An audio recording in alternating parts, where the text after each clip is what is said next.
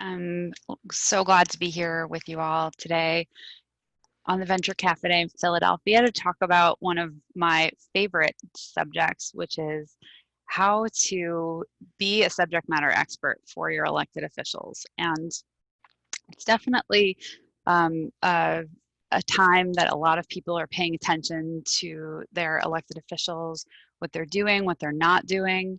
And one of the things that you can uniquely do as business owners or entrepreneurs, or even just in your daily life, is share your experience with them. And I'm going to go through a couple of steps. I'll ask a couple of questions.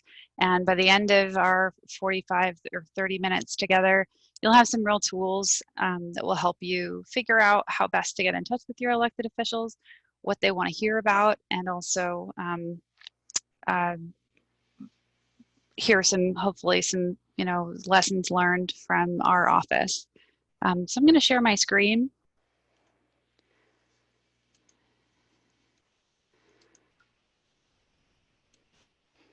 Can everybody see that? Great. So really quickly, my background, I can't help it. I'm the daughter of a venture capitalist and a small business owner. So I definitely bring that to my work. I'm working from home like so many folks right now.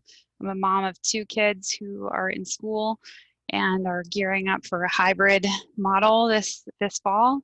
So that's new and exciting. I'm also a dog owner, so if you hear the bark, that's our girl Stella. She's my boss, and she keeps me in line. Before I came to work for the U.S. House of Representatives in my role now, I was a corporate social responsibility consultant, and also helped my clients with advocacy. I was never a registered lobbyist. We'll talk a little bit about that in a minute. But for my clients who are included at casino, the nuclear power energy company, and a credit union, all of which had a desire to do more in the community, we were able to connect them with their, local law legislators, as well as sponsorship opportunities and volunteer opportunities here in the community where I live. So a couple of years ago, my boss, who is a member of the U.S. House of Representatives, her name is Susan Wild, she ran for Congress for the first time, and after she won, she invited me to join her team as her district director, which was a huge honor. I'm not going to get political at all today, so it's not really relevant as far as where my boss stands on, on positions, but I'm always happy to talk about, about what we do in our office. So I work in Pennsylvania in the 7th District on her behalf, serving constituents in Allentown, Bethlehem, Easton, Stroudsburg area. That's where the district is. And we hear from constituents about all sorts of subjects. And that's one of the most rewarding parts of the work that I get to do. So I just wanted to really quickly go over the difference between advocacy and lobbying. They're terms that get thrown out quite a bit. The one thing I want you to know, both advocacy is telling a member of Congress how the policy affects you. Constituent is you. That can also include sharing information about a cause that's important to you and meeting with your government official. Lobbying is a strategy of advocacy. And the difference, or the unique part about lobbying, is that you are asking your legislator to do something about a particular law or proposed legislation. So that's the difference in lobbying. So there's direct lobbying, that would be like an online petition, or grassroots lobbying would be contacting your legislator, or would be contacting members of the general public about what you're aiming to do. Does anybody have any questions about that before I go forward? Okay, so just want to talk about paid lobbyists for a minute, because a lot of people have questions about ethics and that kind of thing. So if a paid lobbyist has 2 or more contacts with a legislator as a lobbyist, then they have to register. And in some states, there's a fee associated with that, but there's always an ethical code that they have to abide by. They also have to disclose any kind of financial interest that they have. It's all good. And from my boss's standpoint, she serves on the House Ethics Committee. The more transparent everybody can be, the better. For you as a business owner or as a constituent, unless you're getting paid to lobby on behalf of another entity, you don't need to worry about that. But so your organization, your company may decide that you want to take your advocacy to the next level and hire a paid lobbyist to do the work for you. And that's fine. It's not always necessary. But either way, the most sophisticated lobbyists that we work with know that there's no substitute for a constituent case study. You can throw binders of data and information at us, but if you're not able to tie what you're talking about to somebody or a group of folks who are impacted in the Congresswoman's district, it's really hard to take the lead on something. For instance, to write a letter or to sponsor legislation that on that cause. If she doesn't have a sense that that's happening, so the proof truly is in the story, and it's one of the most powerful things that we hear from both from individual advocates as well as paid lobbyists. So I just want to make sure that you understand that your voice is so important. This isn't just rhetoric. Your elected officials represent you and all of your interests. It's their job to vote on laws that affect your life and business, regardless of whether you vote, regardless of how you vote. And so it's really important to help inform their work with your experience, perspective, and thoughts. They can't possibly know everything about every subject. It's impossible. When we're scheduling the Congresswoman, she will have a series of meetings, and they will be about a family that's personally affected by a particular disease, followed by a labor organization, followed by someone who is a refugee, followed by a small business owner. So, she's having to make decisions on how to vote on the House floor, and that's the House floor. That's the U.S. House of Representatives, and it looks like it's maybe must be the State of the Union. I can't imagine why else they would all be there, and maybe they're voting. So they don't know everything about every subject, and I want to use a specific example that's current for you all. I am really aware of what's going on with the pandemic and small businesses, in part because we hear from small business owners all the time. And a lot of the small businesses that have reached out to us for help in applying for the Paycheck Protection funds or other grant funds through the Small Business Administration, they've been in touch with our office to let us know how those programs have worked or not worked for them. And for a lot of business owners, we definitely have heard that it was not successful for them for a variety of reasons. And it's for that reason that, and knowing that restaurants make up a significant portion of our small business ownership and also employment in the district, that my boss has co-sponsored the Restaurants Act. Now, it aims to do a number of things, but one of them is to create a vehicle for either grants or low interest loans through the SBA just for restaurants that are independently owned. Now, it sounds like a great idea. I don't know why anybody would be opposed to that, other than, how does it get paid for, which is always a question. And so when the legislation was first introduced, it didn't get voted on, but it did get some attention. And some of the restaurant owners in our district reached out and said, "Hey, just so you know, this is a great idea, and a lot of businesses will benefit from it." But one particular business owner that I spoke with the Congresswoman let us know that the limit on gross revenue was prohibitive for him. It was aimed to help small businesses, restaurants, with revenue of less than 1.5 million in 2019, which is a lot of money. for sure.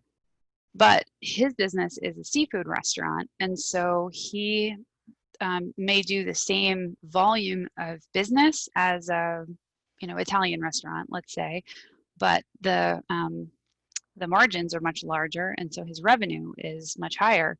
It was 3 million, which is also a lot of money, but not, we're not talking about a chain restaurant. This is still an independently owned, one location, small business that employs 30 people full-time and 15 people part-time. And that's the type of business that the legislation was designed to help. So so she was genuinely taken aback by the fact that a business like that restaurant would not qualify for that program. And so she went back to the drawing board and said, we need to make sure that if the business doesn't have that 1.5 million revenue requirement, doesn't meet that requirement, that there's another provision that enables a small business like that to benefit from support in during pandemic times. So that's just one example of how right now that those small businesses are reaching out to us directly, and their voices are really important in not only how she votes on legislation, but what the legislation looks like. So just want to quickly ask if anyone has been in touch with their elected officials so far. Have you talked to your local or state or federal? If you have, if you wouldn't mind, just give me a little hands up, either on the screen or using your tool, your chat tool. So it's really important to understand who your elected officials are. And so I included this usa.gov/elected-officials because that's it. It ain't pretty, but that's the way I recommend a lot of constituents find out who represents them. And it's important to know because each of those levels of government are responsible for voting on different levels of or different types of legislation that affect you. So locally, you have your mayor if you live in a city, but if you live in a township, you might have a township commissioners, you probably have a county council or a city council, maybe you have a county executive. Pennsylvania has a lot of the different types of electoral design. So every place is different, and then your school board is separate from that. In Philadelphia, there's one school board that represents all of the city of Philadelphia, but outside of the city, there are definitely quite a few. You also have a state representative and a state senator.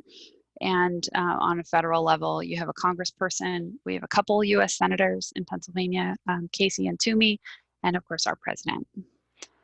So why does it matter? You have all of these different levels of government that represent you. So what do you contact them about? If I'm a business owner locally, I want to reach out to my local legislators for anything about zoning, any issues with my building or with my tenants or my neighbors or anything like that, the height of a fence, the barking dog, any sort of thing like that. That's going to be your local legislator, and including any kind of beneficial tax zones that could potentially help you as in a startup. In Bethlehem, we have a Keystone Innovation Zone. We also have a Keystone Opportunity Zone. And both of those are, enable businesses to locate here and operate tax-free, and I'm positive Philly has them too. From a state standpoint, you want to talk to them about any kind of state-funded programs and federally funded programs that are administered by the state, including unemployment. We hear a lot from displaced workers right now who are looking to get their PUA. They're owed that $600 a week, and they're wondering where that is. Unfortunately, even though it's federal money, that's administered by the state, so they've got to untangle that for you. Same thing goes for licensing, and the state has its own set of grants as well. So on a federal standpoint, our office and the offices of the senators in Pennsylvania and all of the members of Congress, they want to help you with problems with any kind of federal agencies. You have tax problems, you have questions about trade or tariffs, you want to find out what if you could get contracts, government contracts, any kind of funding for programs that might impact your business or even your clients' businesses, and definitely about policy, the policy that impacts you. So, so what are some of the issues that most impact you and your business that you might reach out to your elected officials about? Do you want to? Do we have a chat function that folks can type in, or do you want to unmute?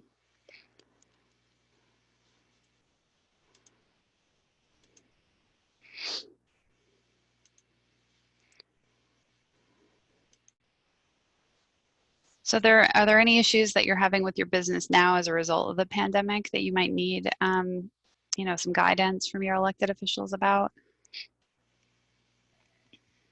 One thing that has come up recently for me is understanding now that locally they're opening up contracts and opportunities for smaller businesses to bid on or to potentially become a government approved vendor. And so one of the things I'm curious about is, you know, if it's beneficial to be minority owned certified or woman owned certified, and understanding if those benefits towards, you know, getting those contracts.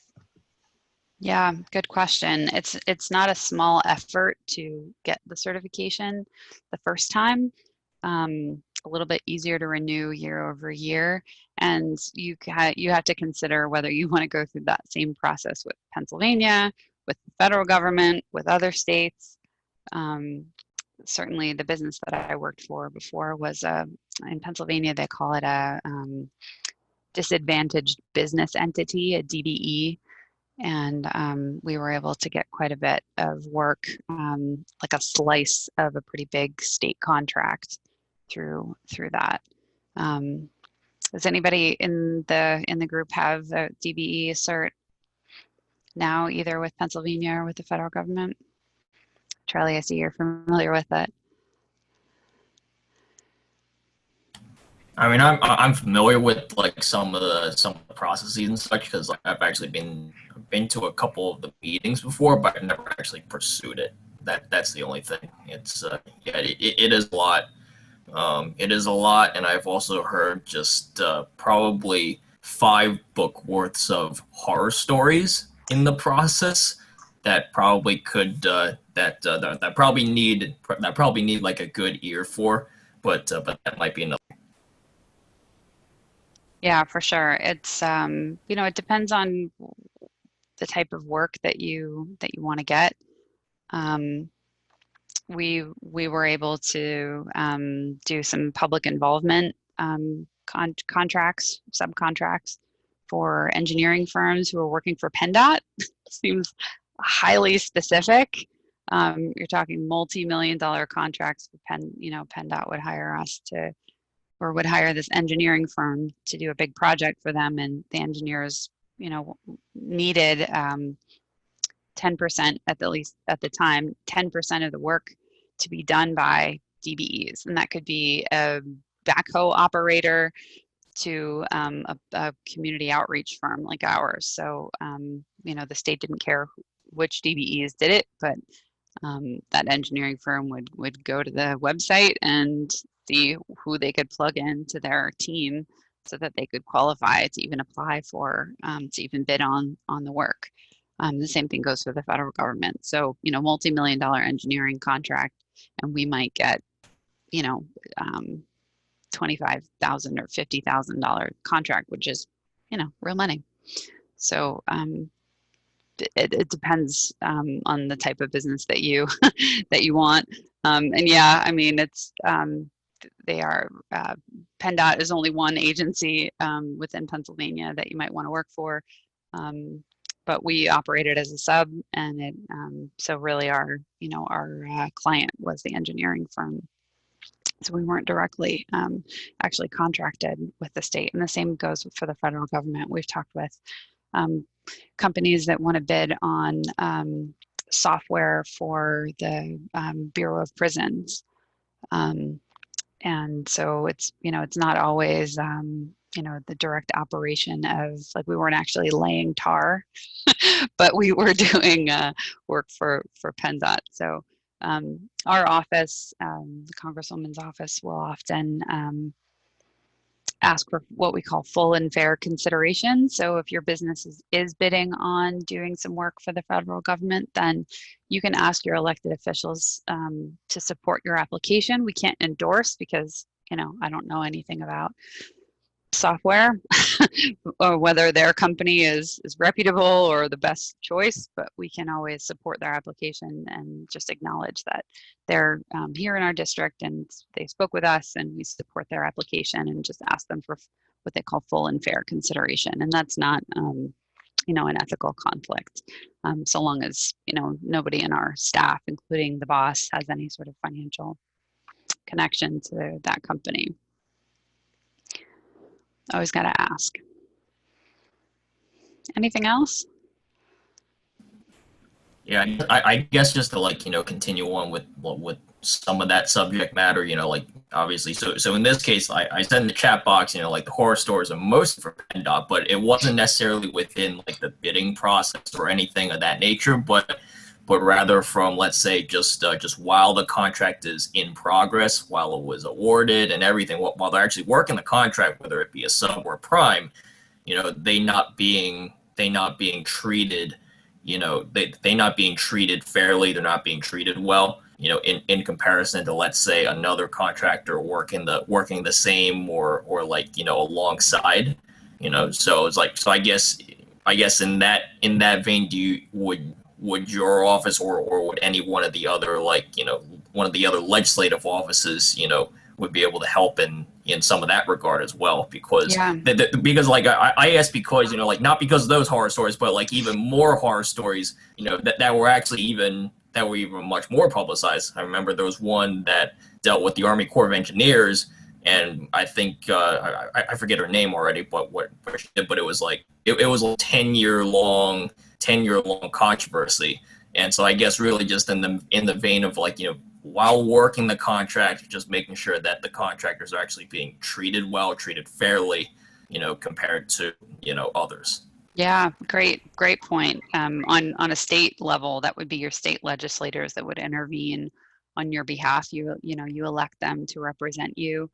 It depends on whether you're the prime or whether you're a sub, like we were. We would count on our prime to go to bat for us. But bottom line, at least with Pennsylvania, a percentage of every contract has to be completed by a DBE or an assortment of DBEs. So these firms cannot do this work, cannot win this work without DBEs. And we found when we were the prime that not too many companies have gone through that process to get certified. And if you haven't gotten pre-certification, when you have that chance to bid and send in that RFP, it's usually too late. It's not enough time. So you're sort of working ahead of yourself to be able to get that. But if there is a problem, obviously the prime has hired you and you're under contract with them. You've signed an agreement, a contract with them, and they're contracted with PennDOT. So hopefully you can sort it out without litigation. So let's go back to the presentation.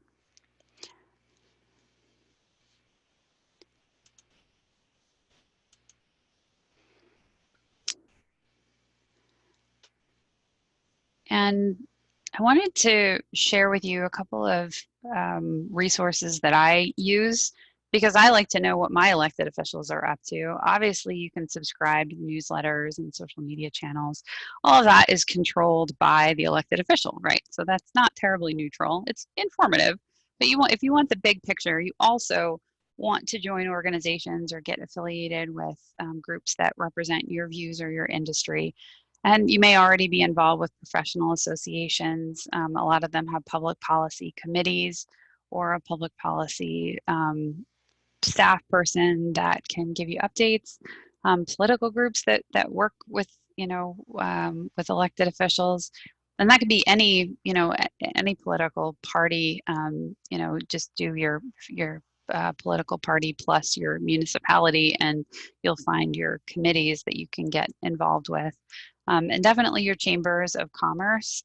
I tend to recommend, and also League of Women Voters. I put that huge because I can't say enough about the work that they do in a very nonpartisan fashion to encourage engagement and also to hold elected officials accountable and to get information out about where elected officials stand on issues. They put together voting guides on everybody who's running for office so that everyone has an opportunity to share with the public in a nonpartisan fashion where they stand, and they really believe in informing the electorate on on what their choices are. So I would say don't put all your eggs in one basket. Definitely get connected with all of these different avenues so that you get a broad picture and a diverse picture of what your elected official is up to.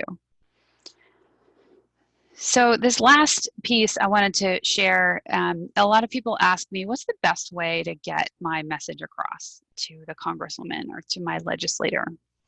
And I'll tell you that in our office, like many other offices, it does not matter whether you email or send a message through the official website, whether you call, whether you send a letter, it all ends up in the same database.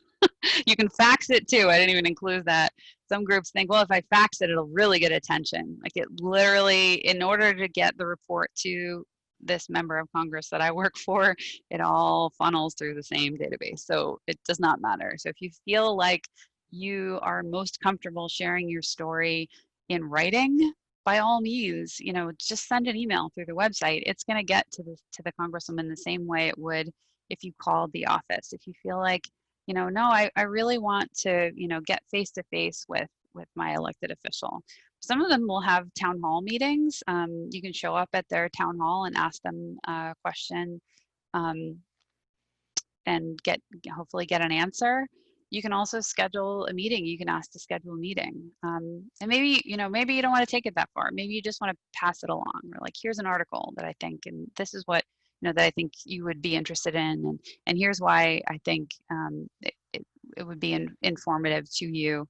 The bottom line is you want to build a relationship with those elected officials so that when it comes time to, say, schedule a virtual roundtable on entrepreneurship or on an issue that's important to you, we've established relationships with business owners and constituents in our community. They're the first people that we call because they've got their ear to the ground. They are involved in community organizations and in professional organizations, and they're going to represent their fellow business owners really well in that environment, and we count on them to give the congresswoman the information she needs to, as I said earlier, to form legislation and to vote. So it doesn't much matter which it is.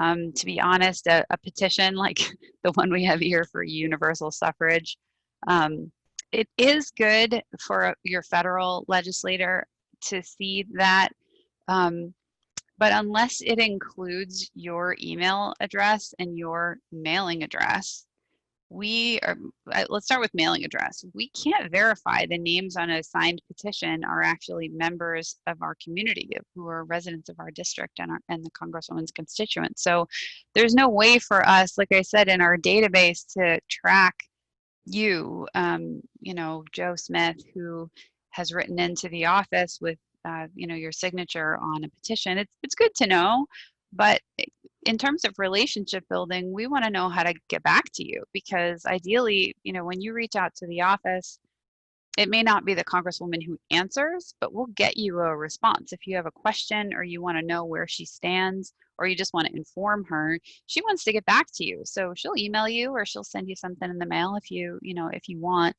But if you just put your name on something like this, then that doesn't really help us keep in touch. You can also send when it's not a blackout period. So right now we're within 90 days of the election, of the general election. So she's not able to communicate with constituents who haven't opted in to receive communication.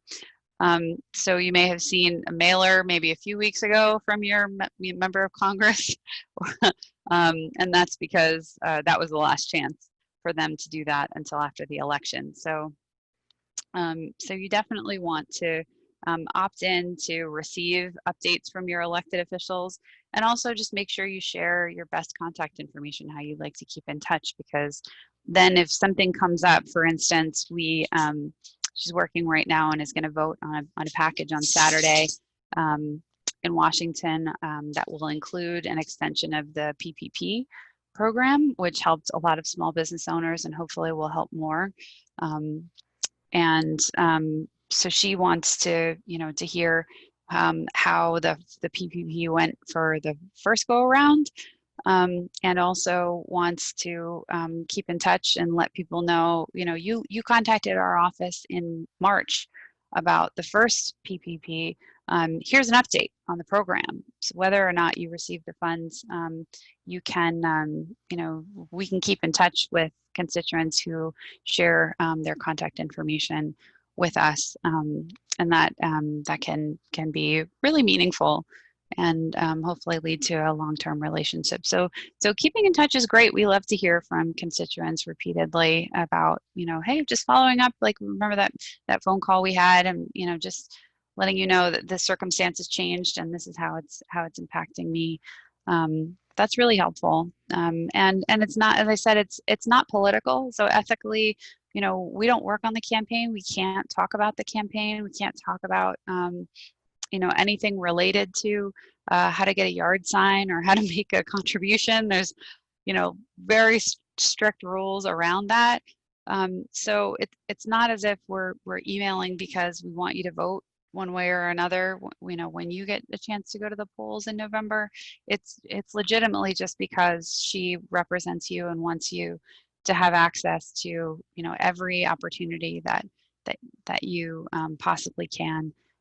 To grow your business, to have you know, a successful, rewarding, and stay you know, here in her district, and continue to inform her on her work. So that's you know, that's my presentation for today. I hope that is helpful, and I think we have a little bit of time for questions. But this is my contact information. If you want to stay in touch by LinkedIn, feel free to send me an invitation, and you can email me anything official, not political, on that mail.house.gov email address. So any Megan, I had a questions? question for you. In terms of if you're advocating on a particular issue for your business, is it more powerful to have other people in that same form of communication? I mean, obviously you talked about the petition and contact information for yourself, but, or is it just as powerful to be an individual advocating for whatever issue? Yeah, it varies. I think, you know, we work with a bunch of advocacy groups that will often come to us and say, hey, we'll put together a roundtable for you. We'll host it. We'll do all the inviting. We'll just invite the congresswoman to, you know, to listen and maybe, you know, share some remarks and answer questions. That's great. that's, you know, you're kind of doing our job for us. So, you know, ethically, we can't co-host anything. Either it's your event or it's our event. So, so if, you know, if you and some of your counterparts have a similar message and want to share your stories, by all means, you might, you know, 3 or 4 people might get an hour on the calendar, which is really precious. But if it's something personal or something, you know, really, you know, either emotional or personal related to your family, your business, not something that maybe you would feel as comfortable talking about in a group environment, and you feel, you know, better in intimate conversation with a congresswoman, those opportunities exist too. So it's really up to the constituent how they want to handle that.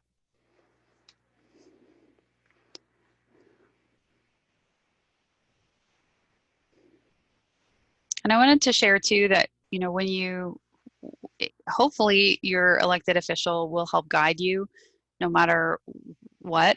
So if folks call our office and have questions about state or local issues, we do our best to help them navigate.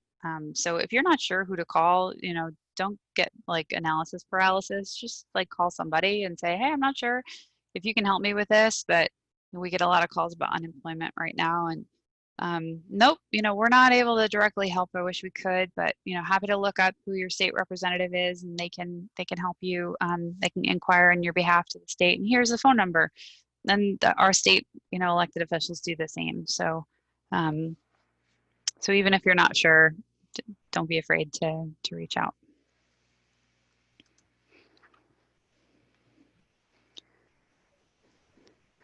Yeah, so Charlie, the chamber, it sounds like is doing a, doing a good job of inviting their elected officials, put them in the hot seat, ask them what's going on, you know, what they're doing for businesses.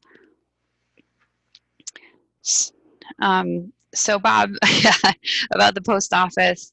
Yeah, I mean, we've heard from a lot of business owners that are concerned about the post office. The Senate is having a hearing on it tomorrow. Secretary DeJoy is going to testify before the Senate, and we'll be asking some pointed questions about that, and then he'll testify before the House of Representatives next week. So now would be a really good time to reach out to your senators, our senators, and your member of Congress, and let them know the kind of question that you hope they will ask. Because if they're in a hearing and they're going to get a chance to ask a question, they ask them in order of seniority, in case you're ever curious. So people in the top row are the most senior, and they get to ask the question first unless they defer. And the people in the front row, you'd think those would be like the highest ranking, but actually it's the opposite.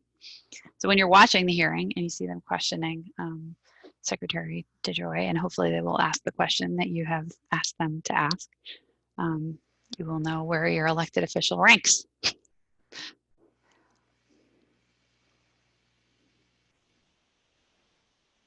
And the more specific you can be, the better. Give them numbers, talk about revenue, and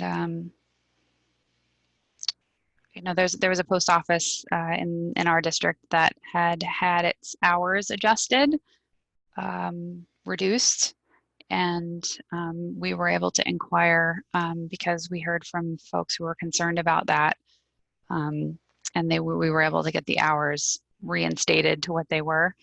But Tuesday, my boss and a lot of members of Congress stood in front of a post office and talked about the importance of the postal service to small business, to folks who receive medications by mail. And so that's an issue that, sort of universal. We're hearing from a lot of constituents on that. And it's not, sometimes the quality and the quantity are both good. So, we know that we heard from like 2,000 unique constituents on the issue of the post office over the last 10 to 15 days. But then we also heard some very specific stories that were useful and that she was able to use in her remarks in her press conference in front of the post office, and then she'll also be able to use them, in committee hearings.